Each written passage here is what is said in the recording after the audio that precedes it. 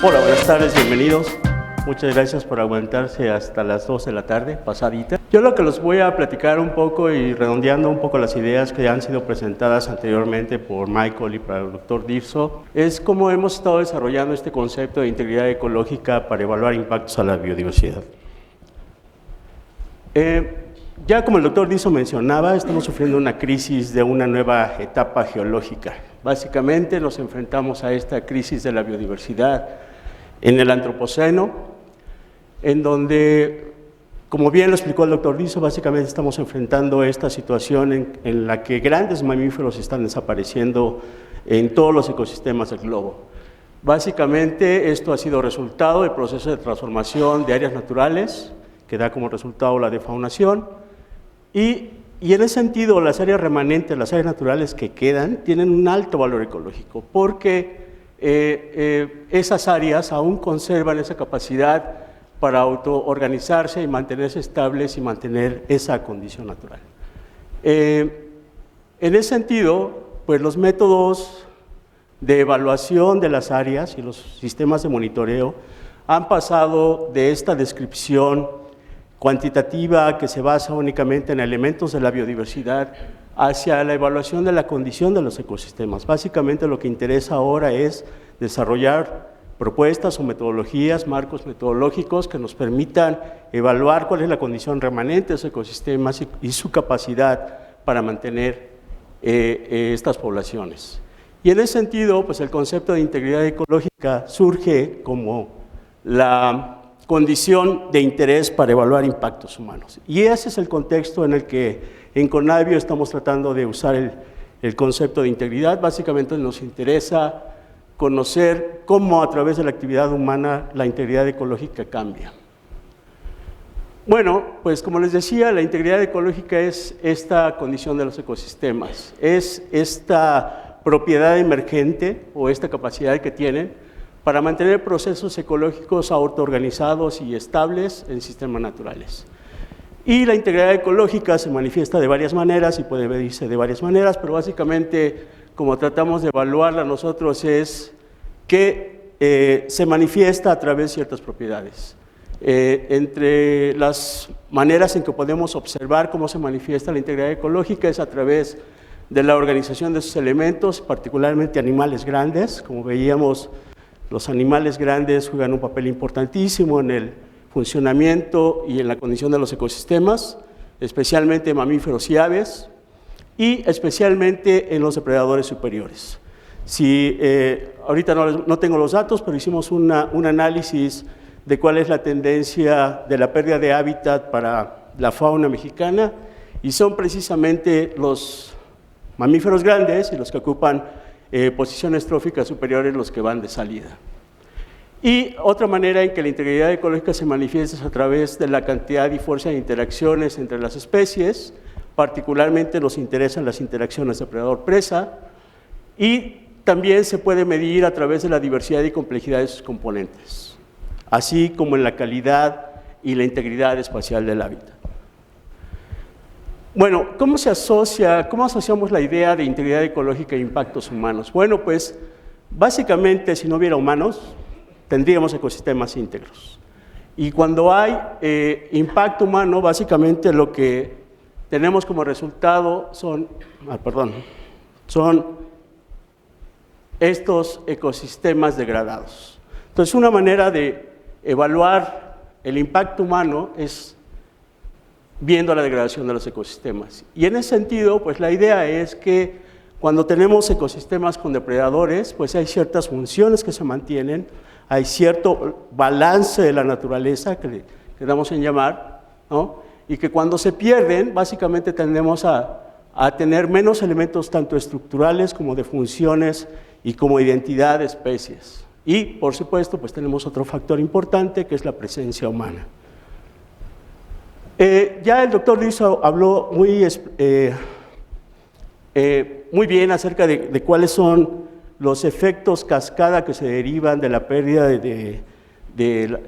animales grandes y de la fauna en general, pero básicamente el efecto más importante es esta esta consecuencia de eliminar los depredadores topes es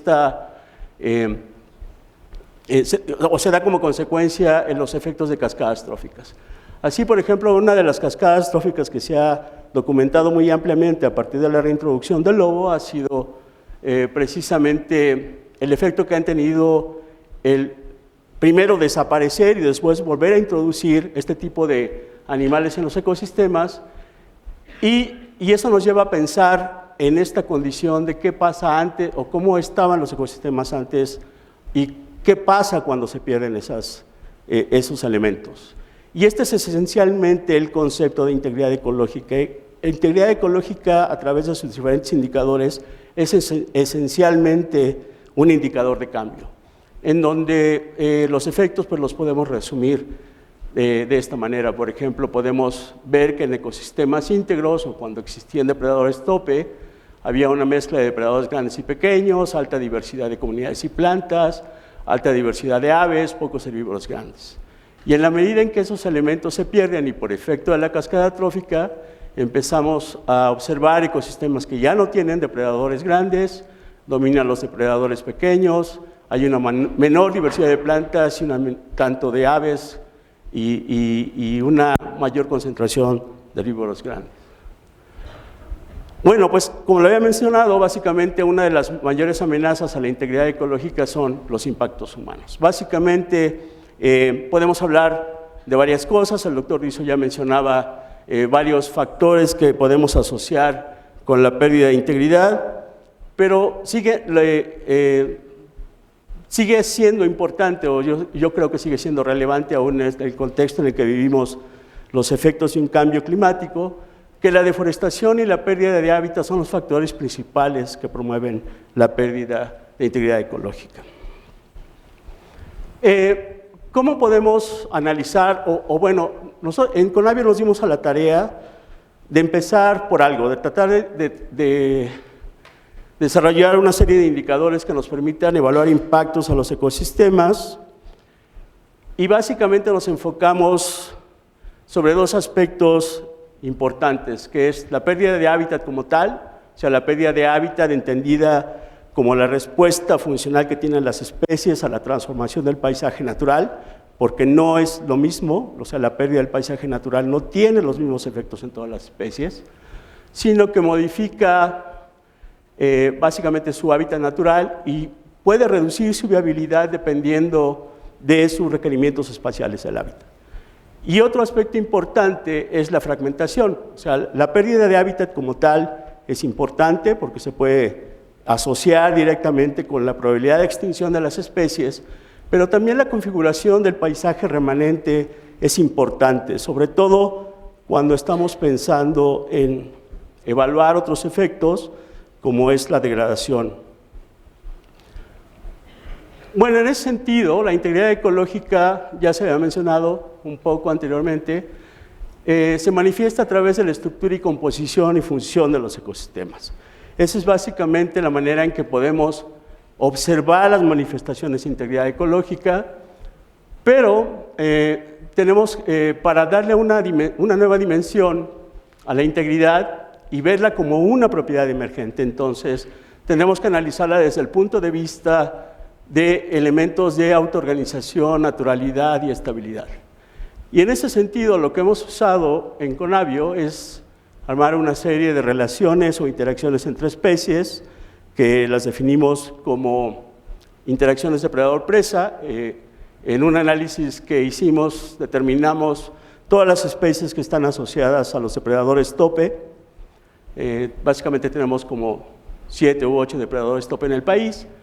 y a través del conocimiento de qué especies son, cuáles están inmersas en la red de interacciones y cuál es la calidad y el tipo de hábitat remanente que tienen aún en el país, podemos entonces pasar de una serie de observaciones como la riqueza, la diversidad funcional, la especialización y selección al hábitat, a ciertas características emergentes o que no son fácilmente observables, como son la integridad espacial, la función del hábitat, la conectividad trófica. Y lo más importante de esto es que estos son elementos que podemos vertir en mapas, podemos mapear cada uno de estos conceptos y entonces podemos darle al concepto una dimensión espacial. Este es básicamente el modelo de integridad ecológica que estamos desarrollando específicamente para la interacción depredador-presa. Básicamente comenzamos con la definición de una serie de conceptos, o sea, de cosas que no son realmente medibles de manera física. Uno no puede ir a los ecosistemas y medir la autoorganización, por ejemplo, o medir la estabilidad de manera directa, sino que lo hacemos a través de manifestaciones o de variables observables, que son las que determinan la manera en que, o la relación entre estas variables es lo que determina la formación del concepto y que nos permite, una vez dadas las relaciones que establecemos entre las variables, tener un marco conceptual con el cual podemos entonces abordar el concepto. Como les decía, básicamente lo que tenemos es una serie de mapas que tenemos como observaciones en las cuales tratamos de darle una dimensión espacial a los conceptos, que a través del proceso de modelado, que lo hacemos con esta herramienta que se llama ecuaciones estructurales,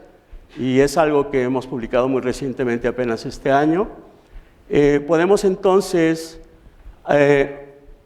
probar primero si las relaciones que establecimos de manera teórica son las adecuadas,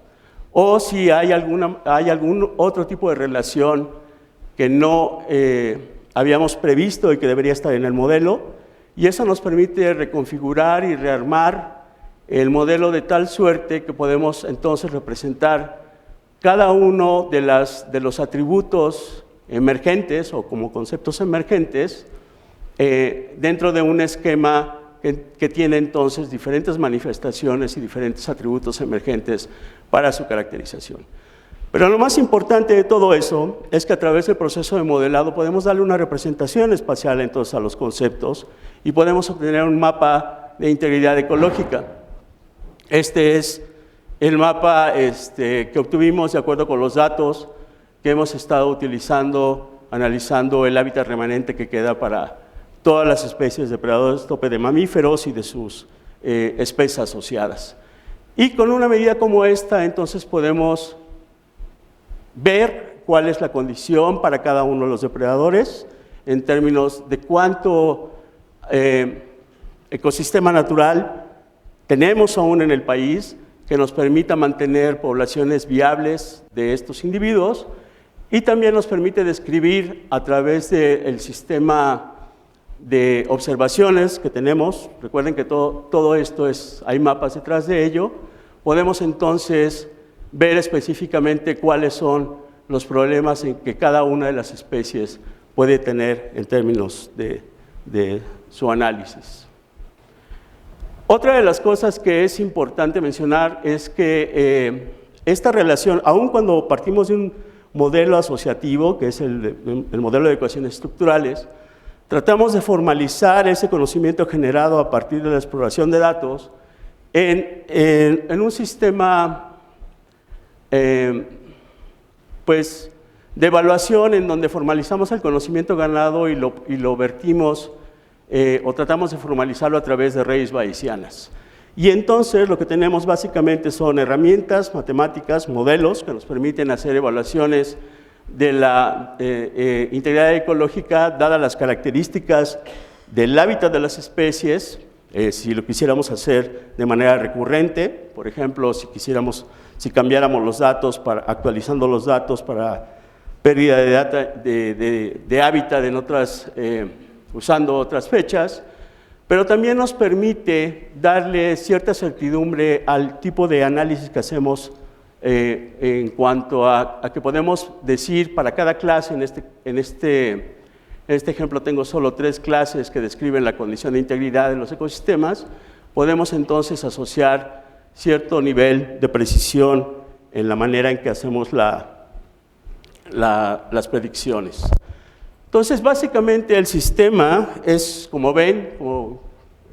creo que ya se habían dado cuenta, tenemos un sistema jerárquico de evaluación de integridad ecológica. Realmente no es el mapa como tal el que usamos como herramienta, sino el sistema de información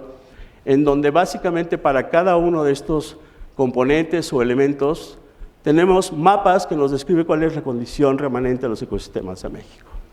Y eso lo podemos hacer para la evaluación tanto de especies, como para áreas geográficas en donde se distribuyen las especies. Otro elemento importante dentro del sistema de evaluación es que podríamos hacer evaluaciones rápidas utilizando simplemente el primer nivel o el indicador general, que es el mapa como tal de integridad ecológica. Pero al hacer uso de información en los diferentes niveles nos da otros o nos ofrece otros aspectos de evaluación que es importante considerar para saber cuál es la condición, el estatus de las especies. Y entre ellos, el más importante son los indicadores de segundo nivel. Básicamente, viendo la interacción que existe entre autoorganización, estabilidad y naturalidad, que es básicamente la interacción entre esas tres, nos da como resultado estos tres mapas, podemos ver cuál es la condición de los ecosistemas tomando en cuenta otros elementos ecológicos. Y en ese sentido podemos desarrollar un sistema tipo semáforo, ¿no?, en donde podemos evaluar cuál es la condición de cada ecosistema dependiendo de cómo sea la interacción entre los elementos de segundo orden de integridad ecológica. Entonces, un aspecto que es interesante notar, por ejemplo, es que cuando utilizamos solo elementos de naturalidad que tienen que ver con la integridad espacial de los ecosistemas, nos podemos dar una sensación de que el ecosistema no está tan mal o que la situación del país no está tan mal. Pero cuando vemos elementos como la autoorganización, dada la autoorganización y la estabilidad, podemos ver que la situación ya no es tan buena como pensábamos. Y eso es lo que nos ha llevado entonces a desarrollar el concepto de degradación ecológica. Entonces, en ese sentido, tomando en cuenta la interacción entre los indicadores de segundo nivel, podemos entonces, o hemos desarrollado también, es otra publicación que he sacado este año, podemos obtener estos índices de integridad ecológica, en donde podemos entonces notar que la problemática para ciertas especies es diferente, ¿no? Por ejemplo, en la gráfica anterior les mostraba que las especies que tienen una distribución básicamente neártica tendrían una mejor condición de integridad en términos generales, pero tomando en cuenta los indicadores de segundo nivel podemos ver que aun cuando tienen más áreas con aparentemente mayor integridad, pues en realidad tienen áreas con mayor degradación, aun cuando los neotropicales sigan teniendo esta presión de transformación de su hábitat natural. Entonces, el mensaje aquí es que el usar el conjunto de indicadores nos puede dar mucha mayor información que esperemos sea útil en la toma de decisiones. Este es un ejemplo de los indicadores ecológicos de degradación ecológica. Esto lo realizamos para todas las especies de depredadores tope, pero nada más para comparar aquí la situación entre un neártico y uno tropical. Básicamente, lo primero que salta a la vista es que el indicador global de integridad ecológica, aun cuando la transformación del paisaje es cerca de como el 48%, 45, 48% del territorio, realmente tienen condiciones íntegras como con un 20%, en donde tienen diferentes niveles de impacto humano. Esto refleja la transformación del hábitat y esto refleja los niveles de degradación. Entonces, por ejemplo, comparando los jaguares con los linces, aparentemente los jaguares tienen un mayor nivel de integridad ecológica, pero los linces tienen mayor degradación. Entonces, y esto lo podemos utilizar para cualquier combinación de indicadores en el segundo nivel, que esperamos entonces pueda ofrecer información acerca de cuáles son las medidas que se deben de tomar para implementar tanto programas de recuperación como de conservación, restauración o hasta incluso reintroducción. Tenemos la evaluación del hábitat remanente para el lobo, por ejemplo, ¿no? Bueno, dentro de las aplicaciones que queremos desarrollar, pues es básicamente caracterizar paisajes, y no solo paisajes naturales, sino también paisajes culturales que están determinados por la manera en que tomamos decisiones. Y pues una de las primeras cosas que se nos antojó fácil de realizar es, bueno, cuál es la condición de las áreas naturales protegidas. Ya por ahí se mencionaba que las áreas naturales protegidas no tienen una mejor representación de integridad ecológica. Eso también se comprueba en este análisis, en donde esta gráfica de acá muestra la proporción de áreas naturales protegidas, tanto federales como estatales, y las que están en este lado son las que tendrían alta integridad ecológica. Y como vemos, hay de todo. O sea, en las áreas naturales protegidas hay condiciones de alta integridad, como en estas zonas, y zonas que no tienen tanta integridad ecológica. Y entonces uno podría entonces cuestionarse, no tanto el valor de las áreas naturales protegidas, sino del tipo de acciones que deben de implementarse para que la mayoría de nuestras áreas naturales protegidas estuvieran de este lado, ¿no? Otro de los modelos geográficos que hemos estado utilizando para la evaluación de integridad ecológica es el de la condición en áreas forestales. Afortunadamente nuestros bosques aparentemente están bien, ¿sí? Algunos no tanto, pero entonces tenemos, como vemos en esta gráfica, la mayoría de las unidades o de los polígonos que reporta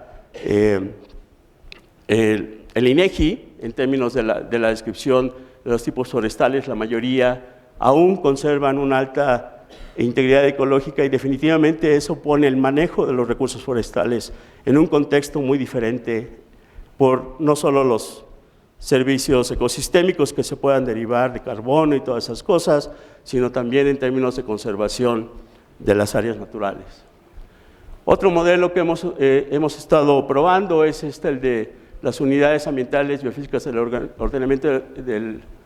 ecológico general del territorio, en donde ustedes saben, el INE ha propuesto una regionalización de unidades biofísicas con ciertos criterios, ninguno de los cuales incluye integridad ecológica, pero podemos hacer el análisis de dónde son las unidades biofísicas que aún conservan esa capacidad para mantener procesos ecológicos a escala del paisaje. Otro de los aspectos que también estamos empezando a evaluar es el concepto de integridad ecológica y el uso de conservación de la biodiversidad, básicamente en los sistemas agroecológicos forestales. Recientemente terminé un estudio en donde muestro la capacidad que tienen las áreas de producción de cacao, que no son muchas, ¿no? Y que aparentemente tiene una relevancia internacional increíble, porque el cacao es uno de esos cultivos que tiene esta marca de la casa, ¿no? En donde somos muy orgullosos de haber aportado al mundo algo tan exquisitamente delicioso como los chocolates, ¿no? Y en donde nuestros niveles de producción son marginales comparados con los que se realizan en otros países, como en África, y con todos los problemas sociales y económicos asociados. Pero hemos encontrado que en áreas de producción de cacao, sobre todo en Guerrero y en Oaxaca, donde todavía no ha sido fuertemente impactado por esta enfermedad, el hongo que les ha caído, se pueden mantener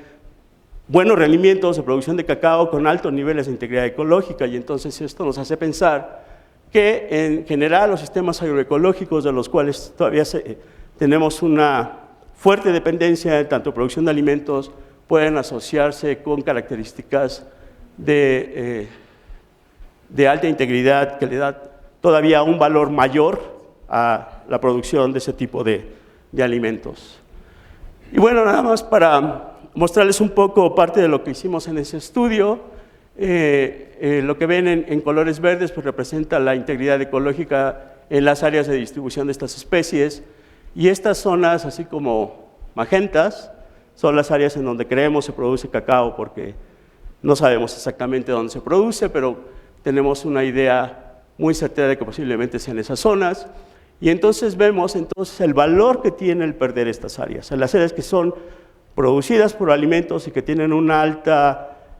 amenaza de convertirse a áreas no naturales, sobre todo porque, como ustedes sabrán, los sistemas agroforestales de cacao, pues no son a veces muy rentables y la gente se decepciona de que no produce mucho y entonces pues hay una presión de cambiarlos por palma de aceite, ¿no? Y entonces se pierden potencialmente podrían perderse esas zonas y eso es lo que representaría en términos de pérdida de la cobertura o de las características ecológicas de esos agroecosistemas para estas especies. Y bueno, finalmente les quería platicar que en el marco de evaluación de impactos a la biodiversidad, pues no solo utilizamos el concepto de integridad como la moneda para medir qué tanto impacto realizamos a través de las actividades humanas en el país o las actividades económicas, sino que también hemos estado haciendo un proceso de caracterización de los impactos que hay en las áreas. En los mapas de integridad, pues vemos estas zonas donde hay poca, baja o alta integridad y prácticamente cero integridad, pero cero integridad no quiere decir que el impacto es el mismo, sino que tenemos diferentes niveles de impacto y entonces ahora dentro del marco de impactos en donde utilizamos las relaciones o ciertas funciones importantes en los ecosistemas como los receptores de impacto, podemos asociar ciertas actividades que se pueden medir específicamente en términos de los receptores, en este caso todos estos posibles impactos se hacen sobre la base del análisis del ámbito hogareño de los depredadores tope en el país y podemos entonces asociarlo con la pérdida de integridad ecológica. En ese sentido, pues el marco de análisis que estamos desarrollando en el CIESDI toma en cuenta, hay dos ejes importantísimos. El primero es el de integridad ecológica como el valor innato de los ecosistemas. Yo estoy de acuerdo con el doctor Dixon, no tenemos que pensar en servicios solo en servicios ecosistémicos para reconocer el valor que tienen de mantener ciertos procesos ecológicos, pero también nos hemos dado a la tarea de tratar de caracterizar cuál es el nivel de impacto que existe ya en las áreas que consideramos como altamente deterioradas o degradadas y que también el seguir teniendo actividades humanas en esas áreas reduce su valor en términos de restauración o de recuperación ecológica. Y bueno, ya finalmente, para irnos ya todos a comer, porque estoy seguro que ya estamos todos cansados, retomar el mensaje que nos daba el doctor Dixon hace rato. O sea, hay una enorme, tenemos una enorme evidencia de que los ecosistemas de hace no mucho, o sea, si lo vemos en escalas geológicas, o sea, 10.000 años se van así, ¿no? No me digan 40 años, ¿no? La composición en los ecosistemas era muy, muy diferente a lo que conocemos ahora, ¿sí? En donde todos estos bichos ocupaban un lugar clave en los ecosistemas y realizaban funciones importantes. Y tenemos todavía esta discusión de si tuvimos algo que ver o no con la desaparición de estos, ¿no? El doctor mencionaba la hipótesis del overkill y otras cosas, ¿no? Y también se habla del cambio climático, tanto un poquito como lo que se habla ahora, ¿no? Pero la verdad es que ahora enfrentamos esta sexta extinción masiva de la Tierra, que se reporta de manera muy eficaz en el artículo del doctor Dixon del 2014, en donde ahora nos enfrentamos con la posibilidad de que también estos bichos se vayan. Y la verdad es que ahora no queda ninguna duda. Si estos bichos desaparecen, van a tener toda nuestra huella. Muchas gracias.